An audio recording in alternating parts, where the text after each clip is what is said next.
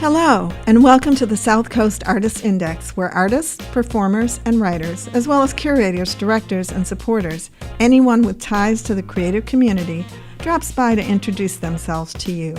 We'll talk about their beginnings, their vision, their passion, and so much more. The South Coast Artists Index podcast is brought to you in part by Heavenly Spirits, who invites you to celebrate the art of life and creative communities everywhere.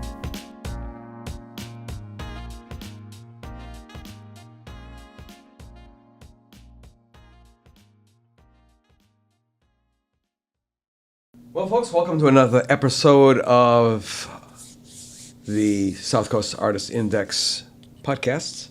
We're getting up there in the numbers. We're already hit the triple digits. So we're close to the twos right now, 200s that is. And as per usual, I'm going to have our next guest introduce themselves and spell their names. Okay, so my name is Mason Terra. Mason Nelson Terra is my middle name. And it's spelled Masonterra. Okay.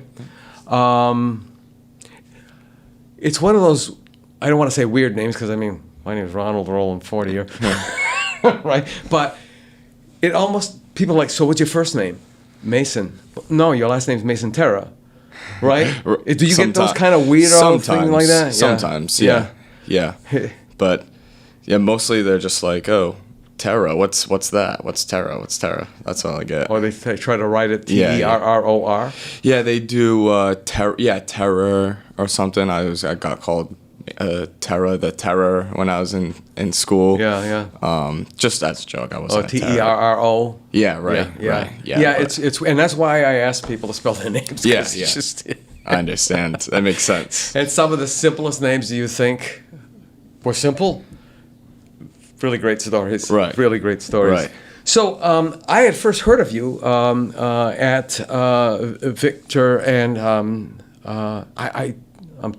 totally blanking on Victor's last name. It's because it was, his social media handle was, The Winston the Winston Art Art Gallery, and he is a painter. He was one of the early guys at Gallery X, and he said, you really got to check out this guy's work. Now, as I just said to you a few minutes back, I just expected you are an older guy.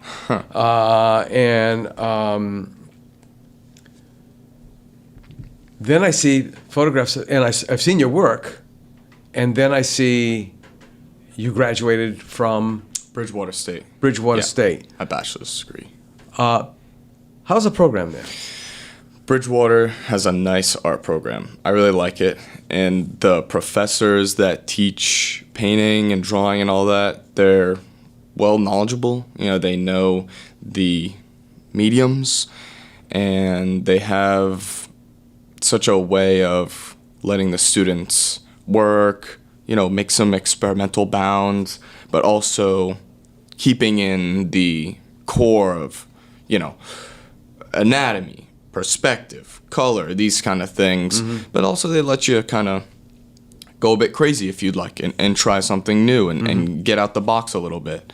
Specifically, Colin Asmus, he does a great job teaching the painting classes, and he really pushed me to, try weird things and do things I didn't want to do. Like, why don't you make the painting this big, or why don't you make 6 of them, stuff like that. So they're really like, if you're into art and you love it and you want to make it your thing, then Bridgewater's great. It's inexpensive, not too bad. Is the chairman, he was a sculptor, is it Rob? Yeah, so Rob Lorenzen, he used to be the chair, right. But I took one of his classes. It's Colin Asmus now who's the chair. And I had Lorenzen. He was great. He told me about a grant that I was given last summer or a couple summers ago. I can't remember here, but he's awesome. He has his studio in Somerset, I believe. His does he? Factory, and he took the students there, and it was sick, showing us the process and stuff. So I bumped into him. God, 27 when I first moved back from Portugal. Yeah. And I was looking for work, and I went to see him. I decided I was going to just do a cold call, and he says, "So, where have you been, and why is this the first time I'm seeing you?" I thought that was kind of odd, because usually it's like, we all look for work, and even at a certain age, you figure. But I didn't expect that, and he's like, "No, you're not too old to teach." Because I said, "Well, I figured, who's going to hire an old guy like me, right?" He's like, "I don't care how old you are, as long as you can function." That's awesome. And so he says, "Just stay in touch. And it was that day. What's the name of the gallery director? I don't even know if he's still there. At Bridgewater? Yeah. Oh, Jay Block? Is Yes. that him? Yeah. And I was like, wow, what a warm and fuzzy feeling, because I had gone to CVPA at UMass Dartmouth, back to visit. And it just wasn't my school anymore. I don't know if you've ever, lived with your parents in a certain place for a long time, and for some reason they had to move, or they bought another house or whatever. And then you have an opportunity to go back to your old house, and you're like, ew. Yeah. Why did I even bother? Right. But that was such a warm feeling. And then they were still renovating the gym, because that's where you guys are, right? It's like you guys are on a track where the painters are? That is, no. Oh, wait, yes. Yeah. Yeah, that's right. I always forget that building is a gym. Yeah, beautiful building. I love that space. Yeah. But yeah, you're right. Yeah, so it was a great program. Yeah, absolutely. So let's go back. Sure. When did you know? I don't, maybe a piece of me still doesn't really know. Really? But I'm just kind of like, just going. When I knew I could draw was probably maybe first and second grade, that kind of thing. I had drawn my whole life, just little things and doodles and fun guys and comic books. I took comic books pretty seriously, like making pages with, I remember my friend Eve Corey, she passed away recently, rest in peace, but making comic books about ninjas and stuff like that. Yeah. And then I started to kind of not draw anymore and put it to the wayside as I moved into high school. But I found a new passion towards the end of high school, like when the pandemic started, when I started to paint. And so I, purchased just some cheap oil paints, canvas, and just kind of made paintings and stuff. I never really took it super, super seriously, but I started sharing it online, and people seemed to like it, and I enjoyed it, and I had all this free time, So that was when I graduated high school. I went to Bridgewater State, not as an art major, but as an archaeology major. So when I was a kid, I drew dinosaurs, just countless dinosaurs, going into museums, reciting the names of all of them, what they eat, this and that, when they lived, just like super obsessed. Yeah. And then I just kept drawing them. And so I always wanted to be an archaeologist. Like, when I grow up, I'm going to find fossils, Indiana Jones. I'm going to be Indiana Jones. I'm going to be Jurassic Park. So when I started taking the classes, I realized, like, man, I don't know if this is what I expected it to be. Number one, I don't know if this is what I want. I loved learning about the creatures and the artifacts and that kind of, like, I still love that stuff. I still love museums, but I felt that if I could get some more training in making artwork and understand it more and have more resources to learn about making artwork, then maybe I kind of have something here.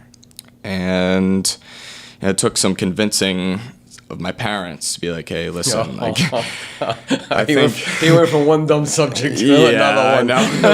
They were like, I don't know if you're gonna make money off this, and they were nervous for me, rightfully so. But so far, so my good. mother still asks me every time I call her. She's going to be 98. Every time I call her, she's like, "Did you sell any paintings?" Right? That's funny.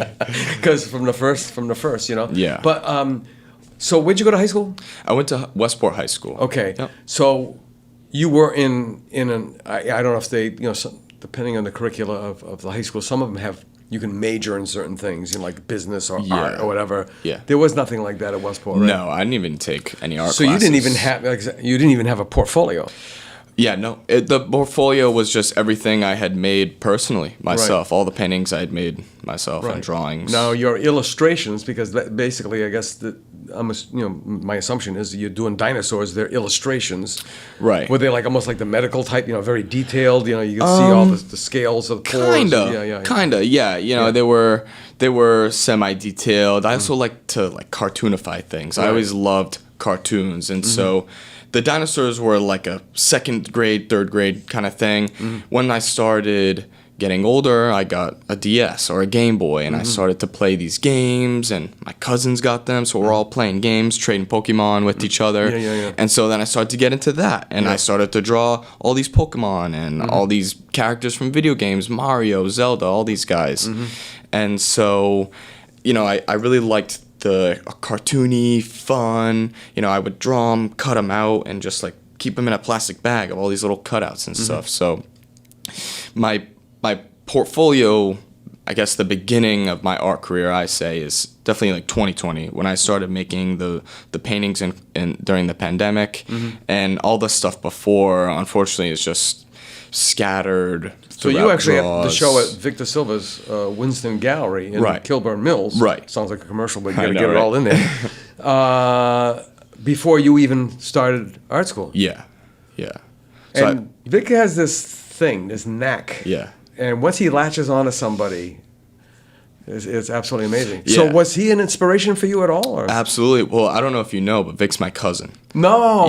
Yeah. So De Silva is his last name. Right, from the old Horta's fish market. Right. So that's my dad's side of the family, all those guys. So Vic's parents are my dad's godparents. My dad's Madiring and Padiring. Right. And so, we'll go over there. They came for my graduation party, this and that. But as I grew up, Vic I didn't expect to talk about Vic today, but Vic was always this elusive guy. Very elusive. The bohemian savage guy. Oh yeah.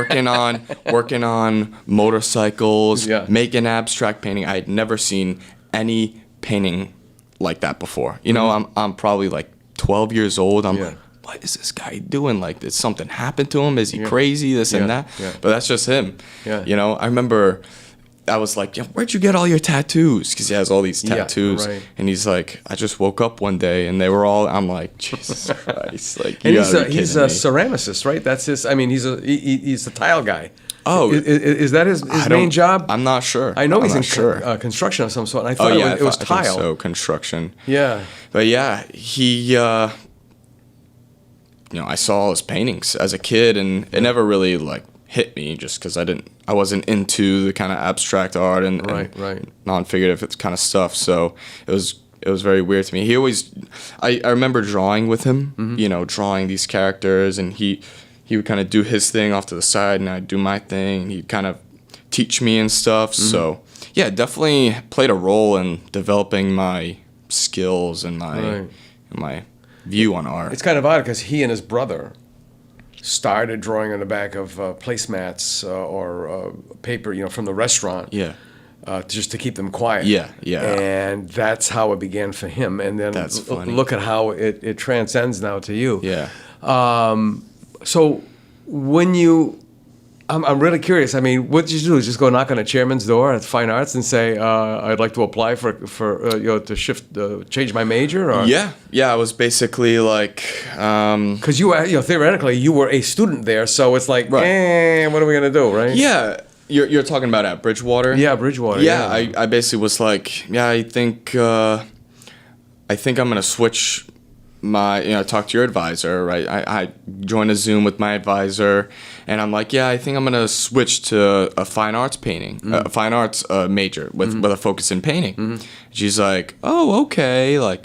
I think she made a comment of it's gonna be tough, to make money. You may make less money, this and that. It might be tougher. I was like, yeah, I know. I'm just gonna go for it. And she's like, all right, so she forwards me the file to fill out. I fill it out and go through all that process, but it was fairly quick and easy. Yeah. I had to change my class kind of plan, but yeah. That is the first thing on their minds. Have you ever been to the Azores, lands of your father, or even on the continent? Yeah. Have you ever experienced how they treat artists there? Not particularly, no. Not. I went to the Azores last. When I went to the mainland was in high school, and I wasn't drawing at the time. I didn't bring anything. But I went to the Azores last summer. I brought a sketchbook. I don't remember if they treated me any differently. Really, I was more with just my family. But what's the kind of stuff they? Well, it's when they find out you're an artist. It's like, wow. Have I seen your work? Is your work hanging anywhere? Right. Do I know anybody who owns your work? Is your work in a book? Do you have a website? Are you in a museum? I mean, Sure. they ask you all. They're all excited about it, right? And then you come back home. It's like, so what are you doing? I'm a painting major. You gonna make any money doing that? Yeah, right. From the university. Culturally, is funny. it's so bizarre. Yeah. I guess because I don't know. It's a bit I don't want to say saturated, but. Oh, it is. We are floating in unsold work. Yeah. It's. But these are nice here that you got. I like them. Are these all yours? Yeah, here? thank you. Yeah, they're nice. Yeah, Jeff figured why keep them in the dark, Sure. and just and hang them. But Yeah. again, it's and I don't know if anybody's ever scientifically looked into this.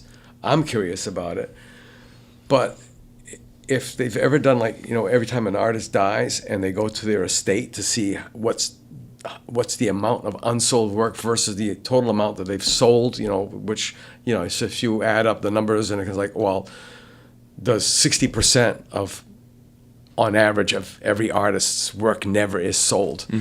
I mean, it's kind of daunting. Yeah. But then again, it's not like baking cookies where they all got to go, right? Yeah, exactly. They all have their own quests to go on. Yeah. So what's your bread and butter gig? My bread and butter. What do you mean by Bread that? and butter. What pays your butter. bills? What because it's like that bad Hollywood joke when your waitress comes and says, "I'm not really a waitress. I'm an actress." I see. It's Yeah, sure. That's funny. So right now, as far as work, I teach Brazilian Jiu-Jitsu in Somerset at Danny Savory's Brazilian Jiu-Jitsu. Okay. I teach 3-year-olds all the way to 13-year-olds. So teach a bunch of classes during the week, and then I'll train afterwards. So I've been doing jiu-jitsu for quite some time now. So I've been teaching for roughly the same amount of time, and super fulfilling. The kids are well behaved, and it's fun. Well behaved because it is a discipline. Right. It makes a big difference. Right. That's interesting. Yeah. Your BFA show. How did that go? It was pretty good. Yeah, the student show, everyone's work was great. And Bridgewater did a nice job at kind of the business of visual arts issues class, I should say, because basically the class is what kind of runs the show for all the work. Yeah, so during the class, they learn how to sell their work, how to write a resume, how to set up a portfolio, these kinds of things. And at the end, they all put all their efforts together to make a big show. And so they collect student works, and they go through it, and they have someone jury it. And it was cool. I got a bunch of pieces in, and people really seemed to like it, and sparked some conversation. I was talking to people, and it was nice. Final show, it was very that whole kind of last month of school was tough for me because I just really loved school. I loved the program and learning. So it was nice to be, at that show with everyone. There's food, we're all laughing and stuff. It was just nice to have a good send-off. Now you were in during the pandemic, actually, the middle or tail end of the pandemic. Right. How did your 4 years go? How did you manage your 4 years with that? I mean, you graduated this year, so I'm assuming the last 2 years were normal, whereas the first 2 years were not normal. Yeah, the first year was totally online, so I was just home.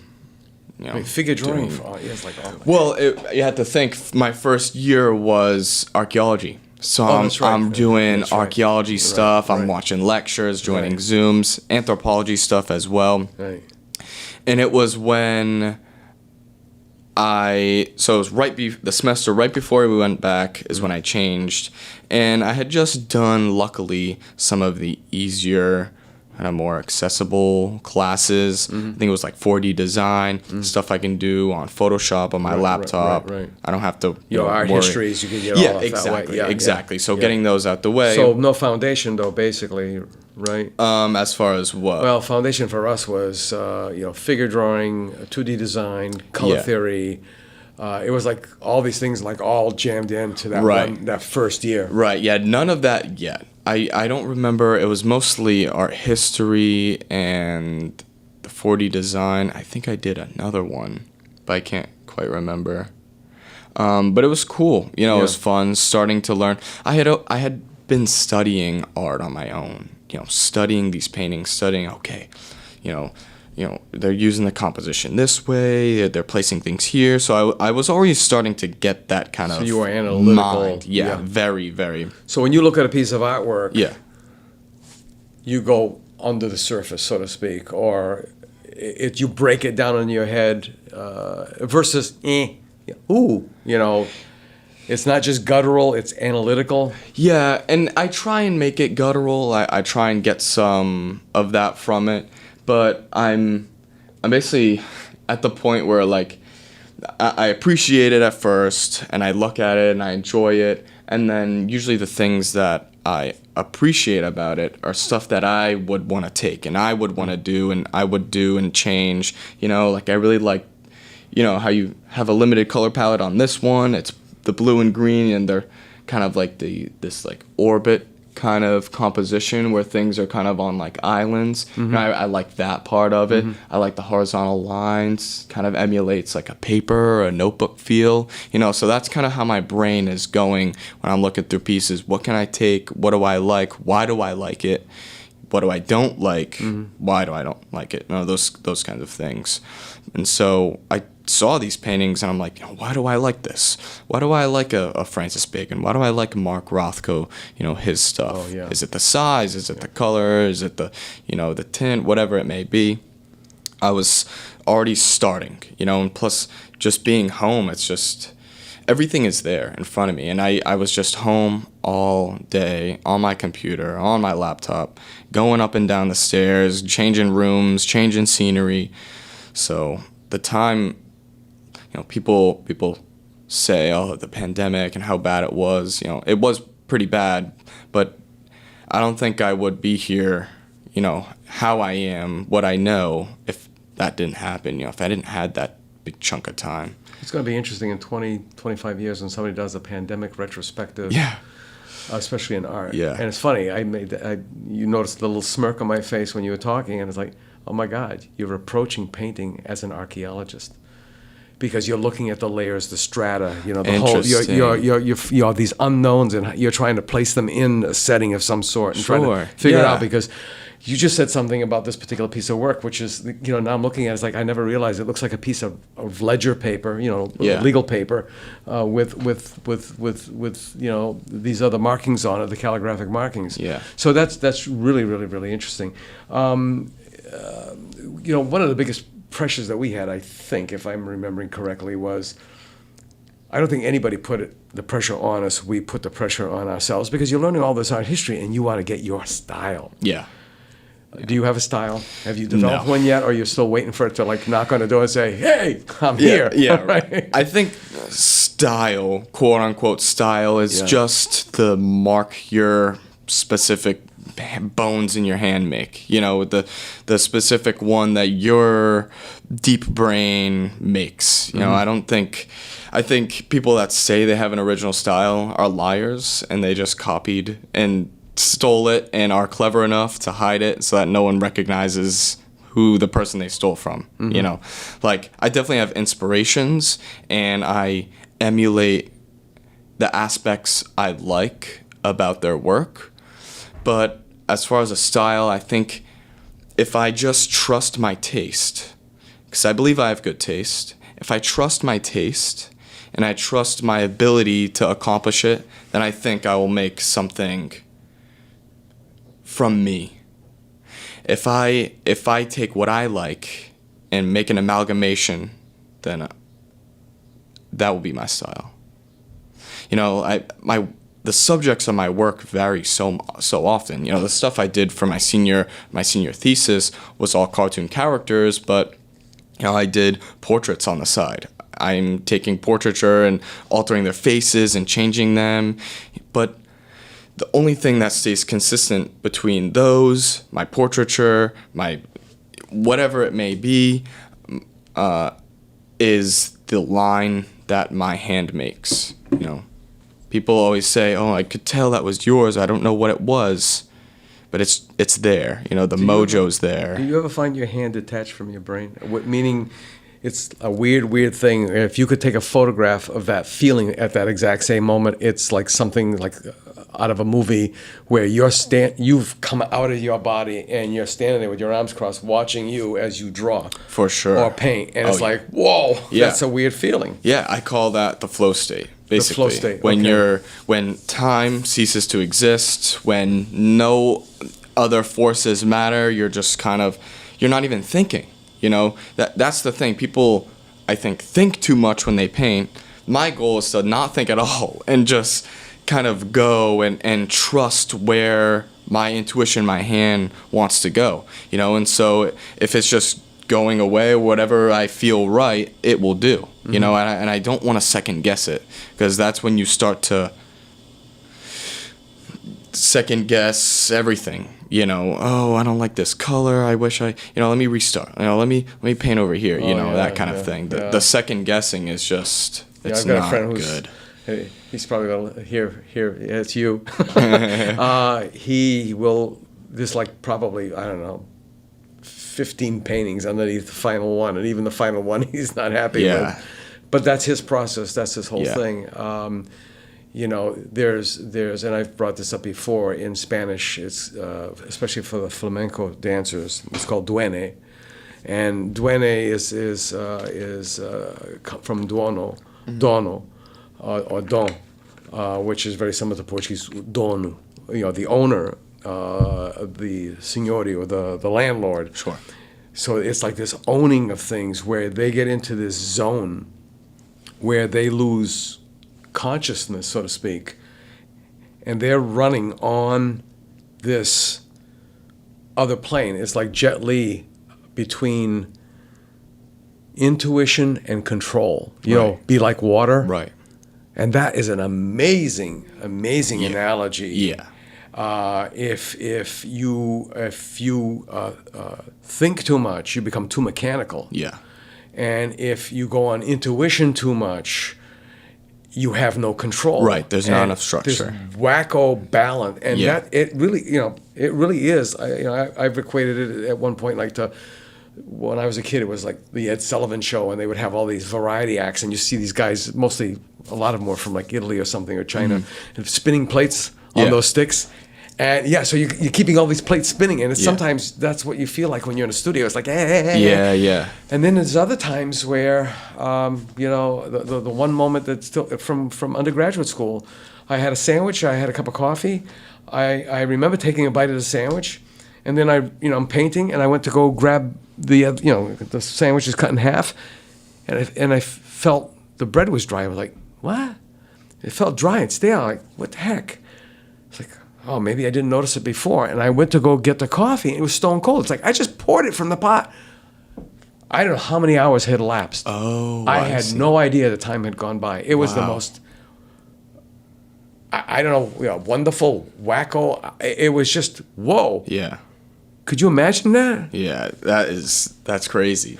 Yeah. That's how I feel with like jiu-jitsu. You know, when you're like fighting for 5 minutes, right, it feels like literally 5 seconds. Like, it just goes by so fast. You're not worried about like the time clock going off. You're not worried about the time. You're just like going, you know? And that is the beauty. That's where that's where you come about, is when you get into that flow state and you're just kind of like making, and you're liking it, having fun. It's like almost like a Zen state, right? I guess, absolutely. Because I've heard martial artists say the very similar thing. It's like, it's no different than walking. When you learned how to walk, unless you're like trying to walk on a railroad track, balance yourself, or you're going through a tight space or whatever, you don't really think about you just walk. Yeah. And that's what happens, I guess, Right. when you're really, really painting. Absolutely. I think it was Philip Guston that said, when you're in a studio, you're not in a studio alone. You have your instructors, you have other people in the studio, and then one by one they start to leave, and you don't really begin painting until you leave. And not meaning you physically, but Right. your brain takes Right. off with the rest of those voices. Interesting. That's So- a really nice quote. Yeah. Yeah. I mean, it's kind of paraphrased, but yeah, Sure. the gist of it is there. And my friend Bob and I went to the MFA a couple of years ago. We were supposed to go to see Cy Twombly, and that's a whole other long story. That's sick. And there was a painter in one of the galleries named Sir Frank Bowling Jr. Had never heard of this man before, but they had his marquee piece out on front before you went into the gallery. And I got to ask a museum guard someday, can you tell the painters right away from the regular museum goers? Because we must give them fits. I mean, you're looking at from angles, and your nose is like about an inch away from the Yeah. and stuff. Set the thing off a couple and your times. brain really wants to touch it. you Yeah. know? And it was like, oh my God, this guy loves surface, and it was like, this is delicious. Yeah. So we went in there, and it was like, oh my God. And then there was this old black man with a white hair and a white beard sitting there. And they had that low sound, you had to walk into that sphere to hear it. And I'm like, what's this old blues player got to do with these paintings? And we were just too excited about the paintings. Comes to find out, that was Sir Frank Bowling Jr. Oh. He was born in Guyana. He went to England. He taught at Yale, I think it was. Oh, wow. And he was knighted. And to see the work, Yeah. I mean, they're just, painters are really not like anybody else. Yeah, that's for sure. That's for sure. That's pretty cool. So you Yeah. got to see Cy Twombly out there as well. Yeah, Cy Twombly was. I'm glad Sir Frank Bowling was there, because Cy Twombly was one of those things where ever since I was in graduate school and somebody said, "Hey, that looks like Cy Twombly," and I thought there was another student, and I figured, okay, I don't even want to look because I don't want to be influenced in one way or the other. Yeah. And then I found out, oh, this is not a student, and long story short, and everybody, oh, well, it's very Twombly-esque, and like, no, it's not. I've never looked at his work. I Yeah, don't care. right. And so you got that. We all got to carry something, Yeah, because I somebody's going. understand. And you know what it is? It's labels. Yeah, people like that. People like labels, Yeah. especially nowadays. Especially they ask you, what kind of a painter are you? Right. A painter The of paint Portuguese kind? extraction. Yeah, right. Yeah, It's like, right. what do you want me to tell you, Yeah. right? That's funny. So where are you going to go to now? I mean, are you going to go MFA, or is that going to be like, Yeah. is it worth it? Unless you get a think- full ride scholarship. Right, right. Right now, I'm just taking the time to finish up my classes because I graduated, but they let me walk the stage, but I just got the empty diploma. So right. I have to take a couple more classes this summer. I'm taking them now. Once those are done, I'll get my diploma and I'll work a little bit more. Yeah. I've been doing drawings at home, and they're letting me use the Bridgewater studios. Mm-hmm. So I'll go down there, do some painting.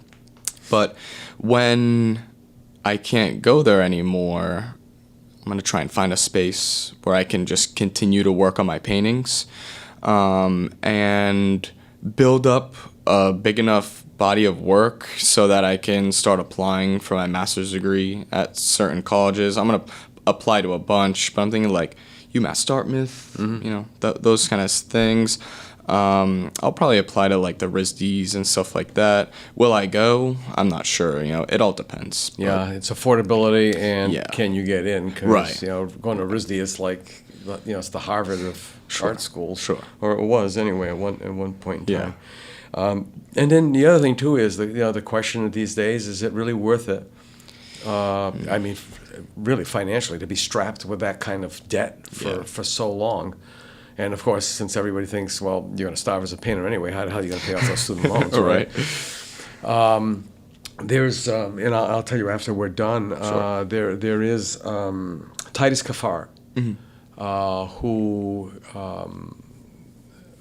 is up in that strata of artists, and I hate to, but they've got a label, they got to categorize black artists. Yeah. And Kehinde Wiley, but Titus Kaphar graduated from Yale, and he created a foundation because, I mean, he was like a rocket blast. I mean, and he was one of those guys like, and I don't like the term giving back, but he's one of those guys like, I want to make opportunities for other people that don't have them. And it's called Next Haven. Check it out. Check it out. So Yeah, I will. Yeah, and I'll give you the information about it later. Cool. But what do you think of the now? How often are you in New Bedford? Here and there. My dad works at the Whaling Museum, so He does? Yeah, he's the director of security. Really? I don't remember his exact Because role. Drew Furtado's going to be here Friday. Oh, okay. And I've been trying to get a hold of Drew forever and a day, and it's a great organization. Oh yeah. Their for newest director, she's phenomenal. Amanda, she's phenomenal. Yeah. And then I've gotten to know Imelda, who's the assistant curator, and then Naomi, who's the head curator. Yeah. It's a wonderful organization. over there. Yeah. Nice building, and I like the area as well. Yeah. I don't come down here too much, really. Right. So studio space you'd like to get where? Because who Probably knows? in Maybe New somebody will Bedford. contact you hearing this when it shows absolutely. up in a couple of weeks. No, like New Bedford, Right. Even Fall River. That's a bit closer. Now, Fall River's really, in the last 2 years, finally, and I don't mean it in a demeaning way, they got it together. Because they didn't have a legacy like New Bedford had. New Bedford had the legacy of the Swain School of Design. Sure. And of course, we had what will eventually be no more, CVPA, which went all the way back to SMTI just before I arrived at college. I think it just changed over to SMU when I was there. And there's another legacy, another phenomenal group of people. But it's amazing. I'm thinking about this out loud.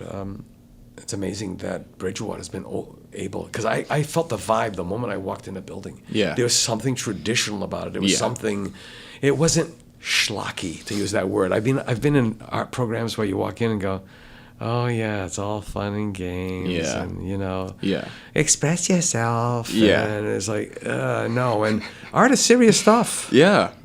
Especially if you want to make good stuff. I don't like to be a busy idiot. I like to make good I like stuff. that term. Yeah, I want to make, if I'm going to make something, I want to make it pretty good. Yeah. I'm going to try my best. That it goes back to trusting your taste. Right. If you trust your taste and you believe you have good taste. I think that the word taste is misappropriated. Okay. I think it's instinct, because taste, what is it?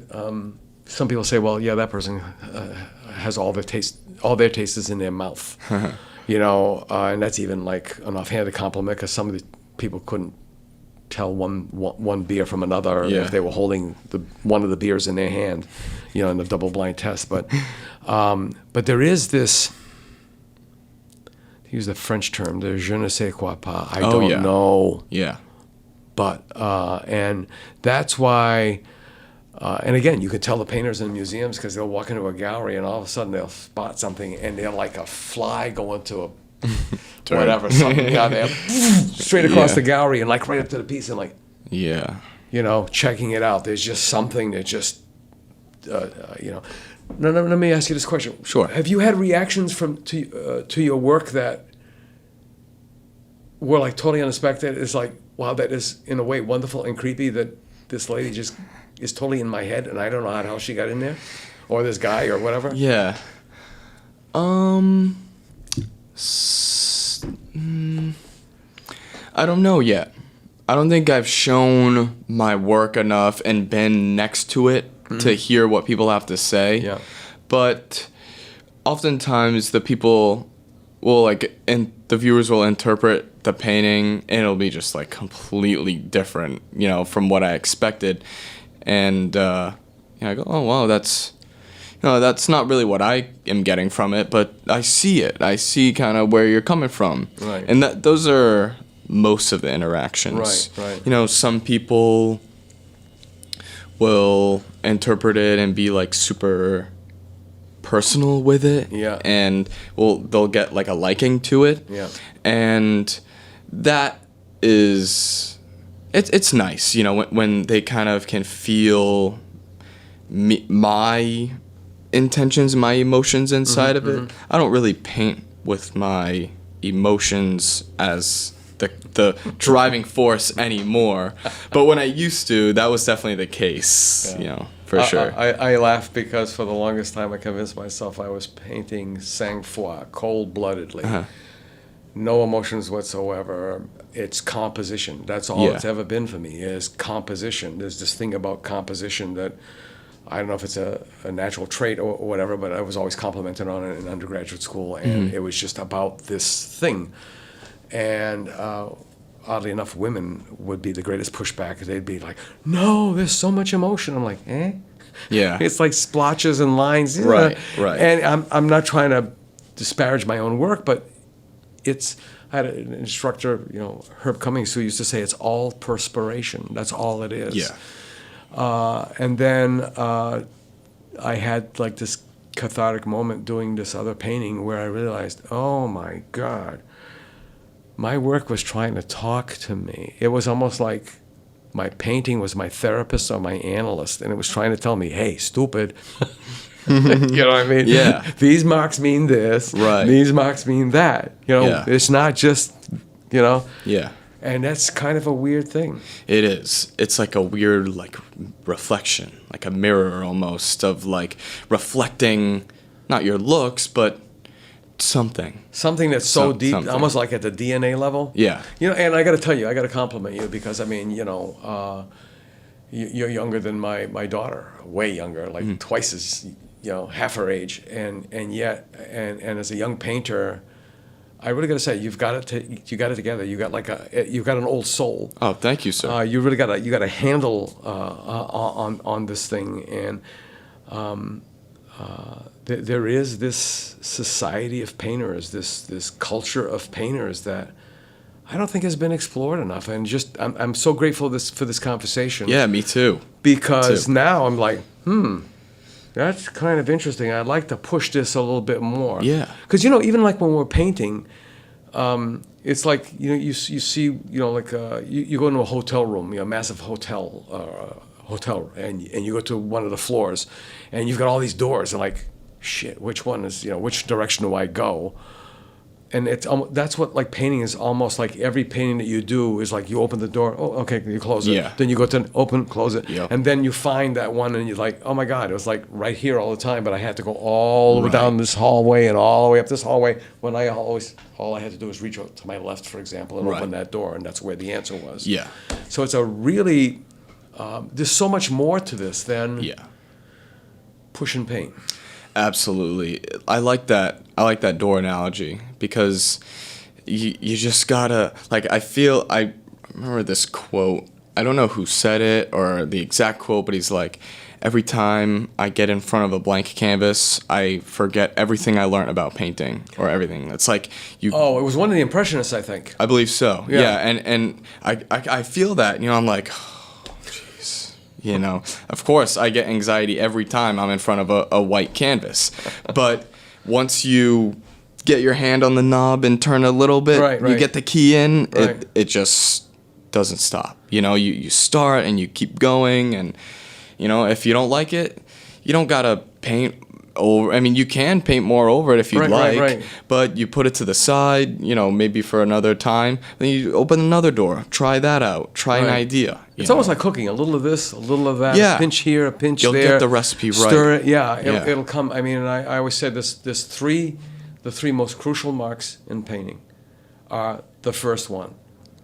That first one breaks the virginity of that white plane. And it's commitment. You have to commit. So whether it's a brush, you know, a large brush loaded with black, or whether it's a smaller brush with, you know, cerulean blue or whatever, because it's expressionist. So you really can't be analytical to the beginning. And you know what? This stuff about, oh, do you do sketches before you do your work? No. Well, why? because I don't want to be doing a painting of a sketch. Yeah. It's sort of like you lost the whole concept there. Yeah. And the second most crucial mark is the second mark you make. Because when you put that down on the canvas, now you've created this relationship. Yep. First mark's bigger, second mark's smaller, or vice versa. Is one closer? Is one further away? Is one way more? Is one lighter? Right. And then the most crucial of all that a lot of people really have difficulty with, especially in abstract painting, is the last mark. Yeah. Get the fuck away from your painting. Yeah. And Yeah. that takes probably more courage than putting that first mark on. Right. It's like discipline. Yeah. You know, learning when to stop. Yeah, that's something I stop. Yeah. Right? The stop. Yeah. Yeah. Yeah. When I was in the third painting class at Bridgewater, I really learned how to not paint.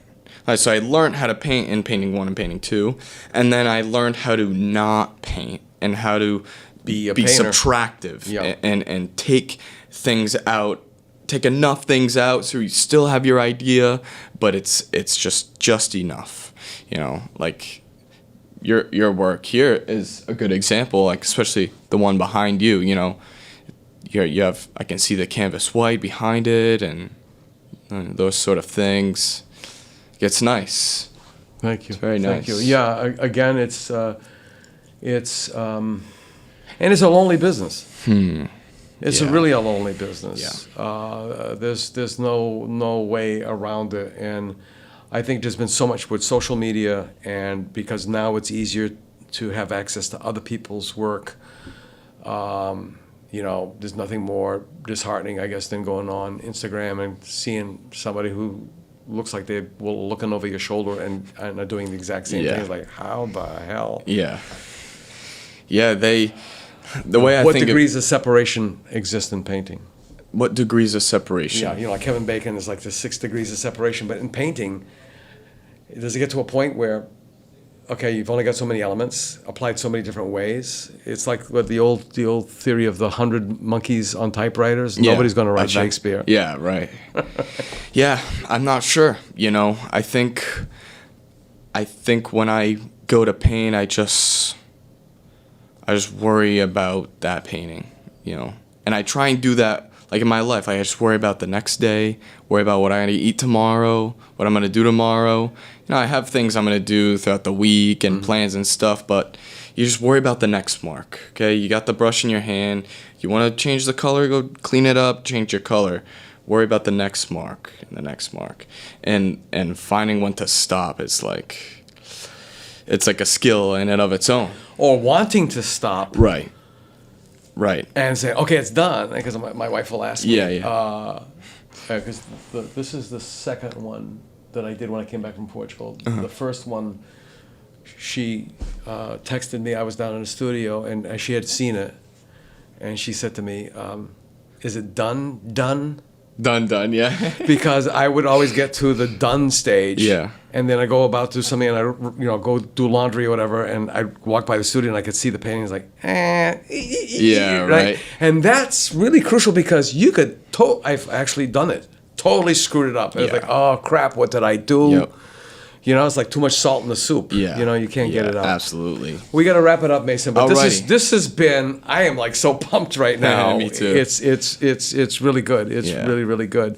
So, folks, you've been listening to the South Coast Artist Index, and our guest today is Mason Terra, a newly graduated BFA, who's really got his head on his shoulders, and I mean this with all sincerity, for a young painter.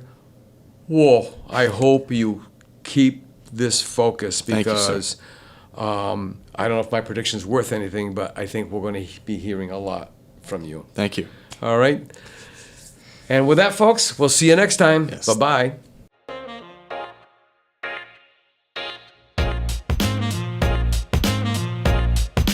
We'll see you next week for another episode of the South Coast Artist Index podcast. To learn more about the South Coast Artist Index, visit theartistindex.com. Find us on Facebook, Instagram, and YouTube.